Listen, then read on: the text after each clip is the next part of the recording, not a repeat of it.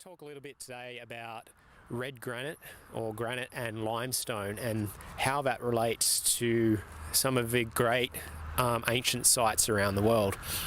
So Canberra's built on hundreds of miles of limestone plains, and when the city was first established, it was actually referred to by the limestone plains before the city actually became Canberra. Limestone is basically quartz, it's crystal in a lot of ways. Quartz crystal is a superconductor, and crystals can be used to direct and amplify energy. So Canberra is built on top of all this limestone, and then on top of this limestone we've got New Parliament House that's built primarily out of granite, and also surrounding the limestone plains here in Canberra are mountains that are all built of all granite rock. So we've got this huge amphitheatre of Canberra that's surrounded by granite with built on top of limestone, and the same features of that are represented here in Parliament House. We'll take a step back from Canberra at the moment and we'll look at the actual Great Pyramid in Egypt. The entire pyramid is actually built out of limestone, and the King's Chamber is a granite complex surrounded by limestone walls. The King's Chamber is the only granite in the entire pyramid. And just like the Parliament House here, they use red granite. The reason they use red granite is red granite contains more quartz crystal than any type of granite.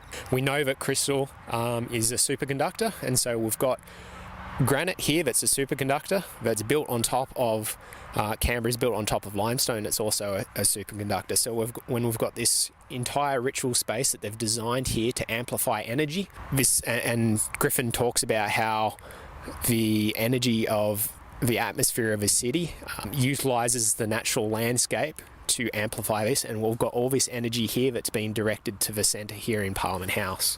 These granite slabs here on Parliament House, there's 25,000 of them. If they were placed end to end, they would stretch for 46 kilometres. The floors of Parliament House are constructed out of marble, which is polished limestone. So Parliament House is entirely granite or limestone in its makeup. So here's a quote I found about how granite relates to energy with the Great Pyramid.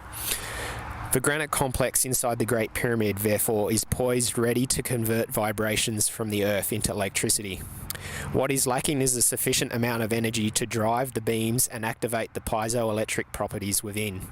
The ancients, though, had anticipated the need for more energy than what would be collected only within the King's Chamber.